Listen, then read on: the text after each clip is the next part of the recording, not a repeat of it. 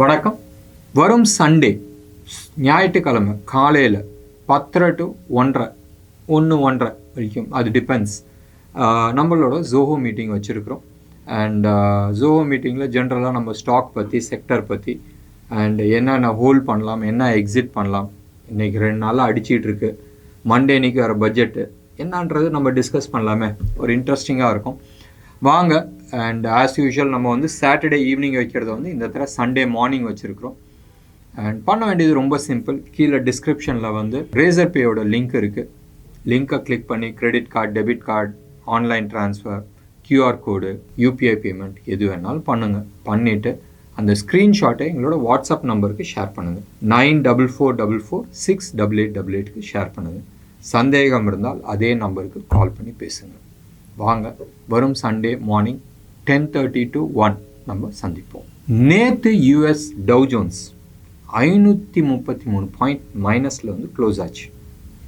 ஏன்டா நிஃப்டியை விட்டுட்டு அங்கே போகிறேன்னு சொன்னால் அதோட எதிரொலி இன்னைக்கு இந்தியன் மார்க்கெட், ஏஷியன் மார்க்கெட் எல்லாமே அடிச்சிச்சு. இந்தியன் மார்க்கெட் நீங்கள் நேற்று நைட் நீங்கள் எடுத்து பார்த்தீங்கன்னா சம்மர் அரௌண்ட் 7:38 பக்கமாக இன்ஃபோசிஸோட ஏடிஆர், அதாவது நம்ம இன்ஃபோசிஸ் ஷேர் வந்து யூஎஸில் ட்ரேட் ஆகிறது வந்து 9% அப்பாக இருந்துச்சு. நினச்சி பாருங்களேன், இன்ஃபோசிஸ்லாம் 9% அப்புன்னா என்னன்னு எத்தனை பேர் கால் வாங்கினவங்க நேற்று நைட்டெல்லாம் ஃபோன் பண்ணி கேட்டுக்கிட்டு இருந்தாங்க. சார் நாளைக்கு ஜாக்பாட், சார் நாளைக்கு ஜாக்பாட்டுன்னு. நான் சொன்னேன் 9:15 ஆகட்டும் சார், அதுக்கப்புறமா பேசலான்னு. ரைட். மார்க்கெட் இன்னைக்கு காலையில் ஓப்பன் ஆகும்போது நெகட்டிவ் டோனோட தான் ஆரம்பிச்சிச்சு, ஃப்ளாட் நெகட்டிவாக தான் ஆரம்பிச்சிச்சு. And through out the day profit taking நடந்துகிட்டு இருந்துச்சு. எந்த செக்டார் நீங்கள் எடுத்துக்கிட்டீங்கன்னு சொன்னால் இன்றைக்கி த்ரூ அவுட் ஃபுல்லாக எல்லாமே wash out. Right. 179 F&O stocks வந்து நெகட்டிவில் இருக்குது. அண்ட் 10 ஸ்டாக் தான் பாசிட்டிவில் இருந்துச்சு. ஏன் எப்பயுமே F&Oன்னு சொன்னால் அது வந்து மார்க்கெட்டை வந்து டெஃபினிஷன்ஸ் கொடுக்க முடியும். ஓவரால் நம்ம வந்து என்ன சொல்கிறது, அட்வான்ஸ் டிக்ளைன் நம்ம பேசினா அதில் வந்து செக்டார்ஸ் தெரியாது. இன்றைக்கி வந்து ஃபஸ்ட்டு எடுத்துக்கிட்டோம்னா metal, oil and natural case. Right. இதுதான் வந்து போட்டு மிதிச்சாங்க. பட் எல்லாமே நெகட்டிவ். நீங்கள் வந்து பேங்கிங் எடுத்துக்கிட்டனாலும் நெகட்டிவ். ஆனால் கம்பேரிட்டிவ் நம்ம சொல்லணும் தெரியுமா, இதோட இது பெட்டர் நம்ம சொன்னால் எஸ். எப்பயுமே வந்து 1:3 இருக்கும் மார்க்கெட். நிஃப்டி வந்து +100னா பேங்க் நிஃப்டி வந்து +300 இருக்கும்.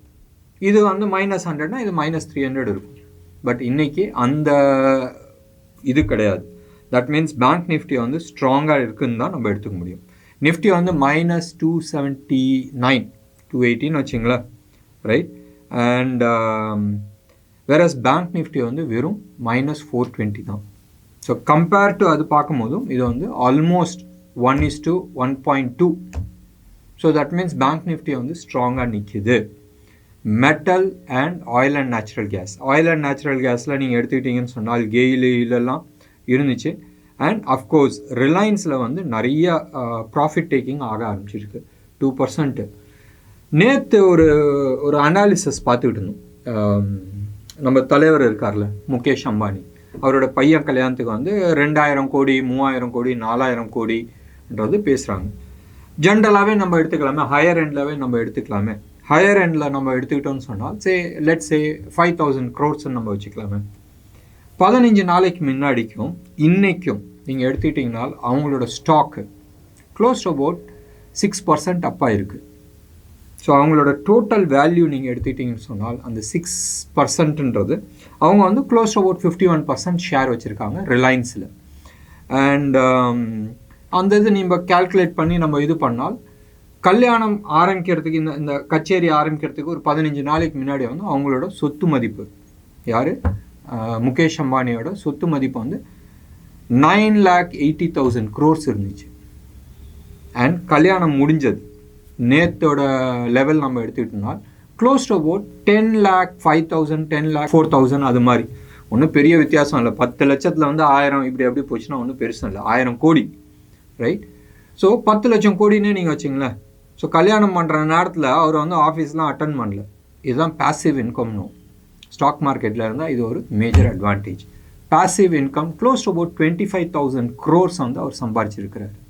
நிறைய பேர் இதெல்லாம் ஆடம்பரம் தேவையா, ரைட், தேவை இருக்குது தேவையில்லைன்றது அடுத்த விஷயம். அவர் பண்ணது 2 நல்ல விஷயம். ஒன்று, இந்தியாவுக்குள்ளாரே எல்லா ஃபங்க்ஷனும் நடத்தினாங்க. பிரம்மாண்டத்தோட உச்சம். உலகத்தில் வந்து இது மாதிரி ஒரு கல்யாணம் நடக்கலை. அண்ட் யாரெல்லாம் அந்த ஃபங்க்ஷன் அட்டன் பண்ணிட்டு வந்து நீங்கள் பார்க்கலாம், யூடியூப்பில் பூரா அந்த ரீல் தான் ஓடிட்டு இருக்கு. எல்லாம் வந்த ஆளுங்க எல்லாமே வந்து பிரமிச்சு போய் நிற்கிறாங்க. பட் என்னதுன்னு சொன்னால் முழுக்க இந்திய கலாச்சாரம், ரைட்? எங்கேயுமே வந்து அந்த வெஸ்டர்ன் கல்ச்சர் இல்லாத முழுக்க இந்திய கலாச்சாரம் வச்சு பண்ணியிருக்கிறாங்க. ஒன்று. ரெண்டாவது, இந்தியாவுக்குள்ளே பண்ணாங்க. இன்றைக்கி வந்து மோஸ்ட் ஆஃப் த இண்டஸ்ட்ரியலிஸ்ட் ஆகட்டும், ஆர்டிஸ்ட் ஆகட்டும், இது ஒரு ட்ரெண்டாகவே வச்சுருந்தாங்க. யூரோப்பில் போய் பண்ணுறது, சம்வேர் இன் துபாயில் பண்ணுறது, இந்த சைடு தாய்லாண்டில் பண்ணுறது, அது மாதிரி இருந்துச்சு.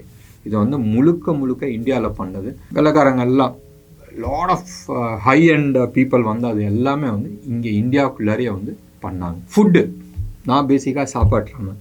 ஃபுட்டை பொறுத்த வரைக்கும் இந்தியாவில் வந்து எது பெஸ்ட்டு ஃபுட்டு பண்ணுறாங்க. இப்போ பனாரஸில் வந்து ஒரு கடை இருக்குது, ரைட்? அவங்க வந்து வெத்தலைக்கு வந்து ரொம்ப ஃபேமஸ், பீடா பண்ணுறது. அந்த கடையை அப்படியே தூக்கிட்டு வந்து இங்கே வச்சுட்டாங்க. இப்போ சப்போஸ் சென்னையில் வந்து ஒரு இட்லி கடை ரொம்ப பயங்கர ஃபேமஸ்னால் அந்த கடையை அப்படியே தூக்கிட்டு போய் அங்கே வச்சுட்டாங்க. ஸோ உலகத்தில் இருக்கிறதுலே பெஸ்ட் கெசின், ரைட்? இப்போ வந்து இட்டாலியன் ஃபுட்டு இருக்குது, பாஸ்தானா, அங்கே இட்டாலியில் யார் பெஸ்ட்டாக அவனை தூக்கிட்டு வந்து உட்கார வச்சுருக்காங்க. அது மாதிரி வந்து பியூட்டிஃபுல் கவுண்டர்ஸ், ரைட்? ஏன் இன்விடேஷன் வரலன்றது கேட்காதீங்க. தமிழ்நாட்டிலேருந்து சில ஆர்டிஸ்ட்லாம் போனாங்க, எத்தனை யூடியூபர்ஸ் போனாங்கன்றது தெரியாது.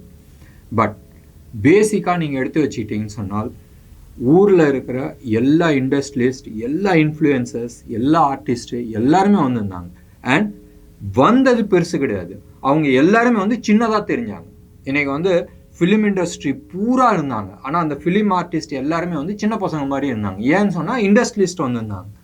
இண்டஸ்ட்ரியலிஸ்ட் வந்திருக்கிறாங்களேன்னு நீங்கள் பார்த்தீங்கன்னா அவங்களாம் சின்ன பசங்களாக தெரியுறாங்க பேஸ்ட் ஆன் தி பொலிட்டீஷியன்ஸ். ஊரில் ப்ராபப்ளி இந்த சைட்லேருந்து யாருமே வரல, ராகுல் காந்தி வரல. பட் ஊரில் இருக்கிற மற்ற எல்லா பொலிட்டீஷியன்ஸும் வந்து வந்திருந்தாங்க ஃபங்க்ஷனுக்கு. காரணம் தமிழ்நாட்டிலேருந்து ஏன் போகலன்றது தெரியாது, அதே மாதிரி ராகுல் காந்தி ஏன் வரலன்றது தெரியாது. Will talk about it later. But பேசிக்காக ரிலையன்ஸ் இண்டஸ்ட்ரி இதை வந்து ஒரு பிஸ்னஸ் ஸ்ட்ராட்டஜியாக வந்து எடுத்துக்கலாம். ரெண்டாவது முக்கியமான விஷயம், நிறைய பேர் வந்து இதை அப்பட்டமாக இவங்களோட பணபலத்தை காட்டினாங்கன்றது சொன்னாங்க. எஸ், காட்டினாங்க, இல்லைன்னு நான் சொல்ல. பட் 10 லட்சம் கோடி வச்சுருக்கிறவங்க, எப்படி 10 லட்சம் கோடி அவங்களோட சொத்து மதிப்பு, அவங்களோட சொந்த சொத்து மதிப்பு.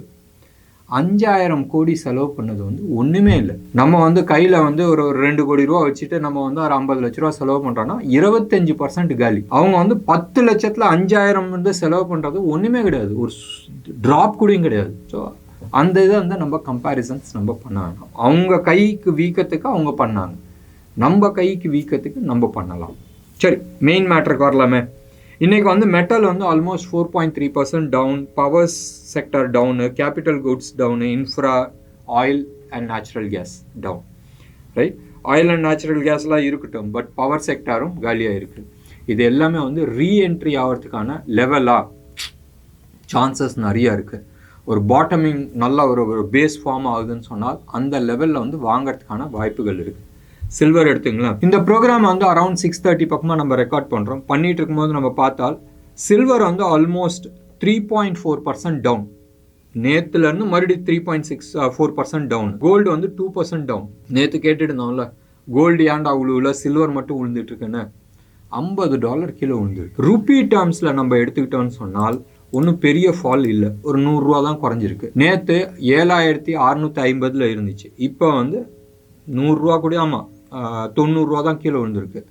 7566 ரூபா, ரைட்? 84 ரூபா கீழே விழுந்திருக்கு. 650லேருந்து 566க்கு வந்திருக்கு. சில்வரை பொறுத்த வரைக்கும் 94,500-600 அந்த ரேஞ்சில் இருந்துச்சு நேற்று. இன்றைக்கி வந்து 91,300-250 அந்த ரேஞ்சில் வந்து ட்ரேட் ஆகிட்டுருக்கு.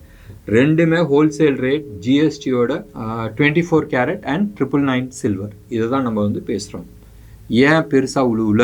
2 ரீசன். ஒன்று, சில்வர் கோல்டு டிமாண்ட் வந்து கொஞ்சம் இன்க்ரீஸ் ஆகிருக்கு. ஒரு உச்சத்தை பார்த்துட்டு கீழே வரும்போது மக்கள் வாங்குறாங்க, ஒன்று.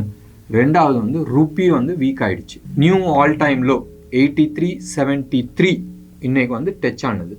இப்போ ட்ரேட் ஆகிட்டு இருக்கிறது வந்து 83.68 அந்த லெவலில் வந்து ட்ரேட் ஆகிட்டுருக்கு. 83.70 நீங்கள் வச்சிங்களேன். ஸோ நியூ லோ அந்த ருப்பி லோ ஆனனால கோல்டு அண்ட் சில்வர் பெருசாக கீழே விழுவுல. மோஸ்ட்லி நீங்கள் எடுத்துக்கிட்டிங்கன்னா இதை வந்து இப்படி தான் இருக்கணுன்றது அவசியம் இல்லை. பட் இப்போ இருக்கிற பேட்டர்ன், இப்போ ரீசெண்டாக சில்வர் ஒரு உச்சத்துக்கு போச்சுல, அந்த உச்சம் வந்து வேவ் 3, இப்போ வேவ் 4க்கு போயிட்டுருக்கு. ஸோ வேவ் 4க்கு கீழே வந்துருக்கு. ஸோ அந்த கீழே ஒரு ஒரு ஒரு ஒரு கன்சாலிடேஷன் ஆகிட்டு ப்ராபப்ளி வருமானது தெரியாது, பட் ப்ராபப்ளி ப்ரீவியஸ் ஹையை உடைக்கிறதுக்கான சான்சஸ் நிறையா இருக்குது. அந்த $34 வரைக்கும் போகிறதுக்கான சான்சஸ் நிறையா இருக்குது. ஸோ அந்த ப்ராபபிலிட்டி இருக்கிறனால ஸ்மார்ட் மணி போட்டு மிதித்து இவங்களோட வால்யூமை எடுத்து அதுக்கப்புறமா மேலே போகுமான்றது ஒரு கேள்விக்குறி இருக்குது. இப்போ கரெக்ஷன் நடந்துகிட்ருக்குது, சில்வரை பொறுத்த வரைக்கும் கரெக்ஷன் நடந்துகிட்ருக்குது. டே சார்ட் கரெக்ஷனா இல்லை வீக்லி சார்ட் கரெக்ஷனா?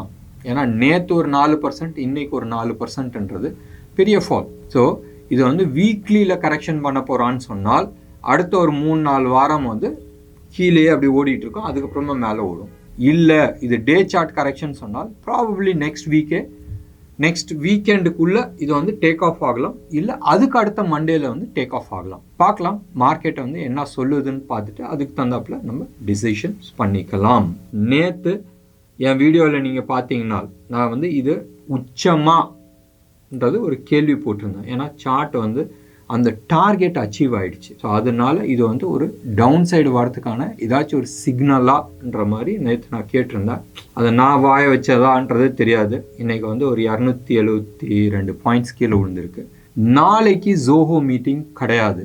சண்டே அன்னைக்கு மார்னிங் 10:30 to 1 அந்த டைமில் தான் நம்ம வந்து வச்சுருக்கிறோம். ஸோ 10:30 to 1:30 அது டிபெண்ட்ஸ் ஆன் தி எப்படி போகுதுன்றது நம்ம பார்க்கணும். ஞாபகம் வச்சுங்க, மண்டே அன்னைக்கு பட்ஜெட் இருக்குது. ஸோ ஒரு ஆட்டம் உண்டு. அண்ட் நீங்கள் இன்றைக்கி நீங்கள் எடுத்துக்கிட்டிங்கன்னு சொன்னால் லாஸ்ட் வந்து 4 டேஸாக நம்ம ஆட்கள் எஃப்ஐஐஸ் க்ளோஸ் டு அபவுட் ஒரு 5,000 crores பக்கமாக. முந்தா நேற்று வந்து 12ஆம் தேதி அன்றைக்கி 1,650 கோடிக்கு விற்றுருக்குறாங்க. அதுக்கு அடுத்த நாள் 331 கோடிக்கு விற்றுருக்குறாங்க. அதுக்கு அடுத்த நாள் 530 கோடிக்கு விற்றுருக்குறாங்க. நேற்று ஆல்மோஸ்ட் 2,904 crores விற்றுருக்குறாங்க.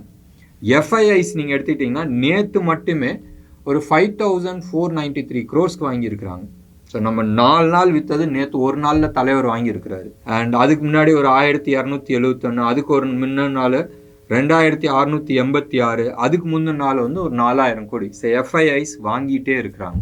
நேற்று அவங்க வாங்கினது தெரியல, மேபி டிடிஎம்எல் அண்ட் எம்டிஎன்எல்லான்றது பார்க்க வேண்டிய ஒரு விஷயம். இன்றைக்கும் டிடிஎம்எல் அண்ட் எம்டிஎன்எல் ரெண்டுமே வந்து மேலே போச்சு. டிடிஎம்எல் ஆல்மோஸ்ட் 111 போயிட்டு க்ளோஸ் டு அபவுட் 100 லெவலில் வந்து க்ளோஸ் ஆகிருக்கு. பார்க்கலாம், இது வந்து ஒரு டாப்பிங் டெயில் போட்டிருக்கு. ஸோ நாளைக்கு எப்படி போக போகுது, நாளைக்குனா மண்டே அன்னைக்கு எப்படி போக போகுதுன்றது நம்ம பார்க்க வேண்டிய ஒரு சமாச்சாரம். ட்ரேட் பண்ணும்போது பார்த்து ட்ரேட் பண்ணுங்கள். மண்டே அன்னைக்கு ஹை வாலட்டாலிட்டி இருக்கும், எஸ்பெஷலி 12 மணிக்கு மேலே. என்னென்ன செக்டார்ன்றது நான் முடிஞ்சால் மண்டே அன்னைக்கு மார்னிங் நான் போடுறதுக்கு பார்க்குறேன். அப்படி இல்லாட்டினா முடிஞ்சதுக்கப்புறமா அந்த ஆட்டம்லாம் ஆடினதுக்கப்புறமா நம்ம வந்து ரீஎன்டர் பண்ணுறதுக்கு பார்க்கலாம். என்ன நேயர்களே, இன்னைக்கு ப்ரோக்ராம் உங்களுக்கு பிடிச்சிருந்துச்சுன்னா லைக் பண்ணுங்கள், ஷேர் பண்ணுங்கள். டெஃபினட்டாக உங்களோட கமெண்ட் பாக்ஸில் கொடுங்க. நன்றி, வணக்கம்.